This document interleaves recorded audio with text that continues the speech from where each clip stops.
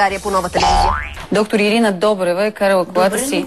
Добринова е карала колата си на зигзаг и не е спряла при сигнала на пътните полицаи. Успели са да я спипат чак в Княжево, където след като се разбили предното стъкло, се е изкарали от колата.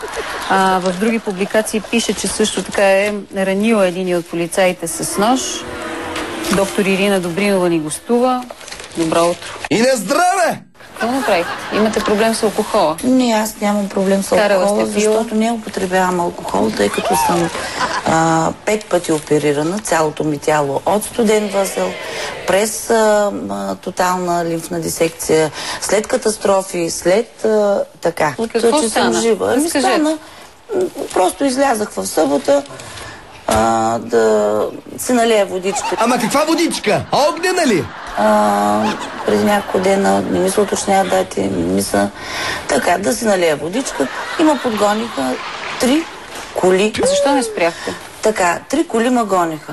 Едно БМВ, едно Ауди и едно Мацарати. Тая докторка да не е участвала в поредния кръг на Формула 1? Може, ама е била толкова фиркана, че не е разбрала.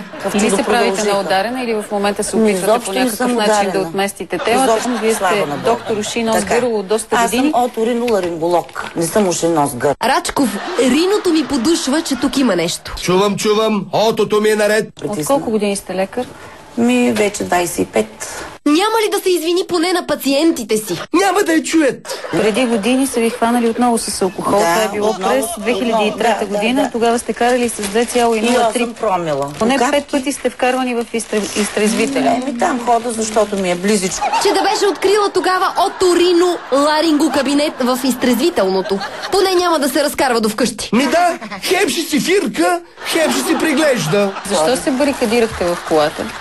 Защо се барикадирах ли? Да. Че аз винаги се заключвам в колата. Да, ама при положение, че полицаите се опитват да вземат и да проверят документите ви за самоличност, при положение, че ви около час и половина ви преследват с полицейски автомобили, за да спрете в 2 часа през нощта, когато карате на зигзаг. Аз не карам на зигзаг. Аз се опитвам да правя корвет. Това са завои на френски или на италиански. Защо ги правих? А пък ние в България му викаме налюлена каткирка. Защо полицаите според вас се опитваха да ви спрат? Час и половина да обикаляте по улиците на София. Много обикалях. И да правите как ги наредохте? Като торпед, точно. Хексагонално-символични, съразмерни, пропорционални често ли правите? Слушай, разбираш, ще си цепим така по улицата, ама спокойно, правим си ни готино, хексагонално-символични, съразмерни, пропорционални движения, нали? Обаче усещам по едно време, че ми бегат символичните движения и така се излупаха на Рино, че отото ми писна. Не. Ранили сте единия полицай с нож? Ами ранили, тъй като ми бъркат в цепките, тръгнаха да ми бъркат по цепките. А какви са пък тези цепки сега? Ами нацепила се каталпа, такива. Те тръгнаха да ми бъркат по цепките. Ще го рана, не значи не се бърка в цепките на жена, която е сгодена. А в тези на момите може ли? А после как ще се сгодят? Карай, то сега науката коли не прави. Значи не се бърка в цепките на жена, която е сгодена.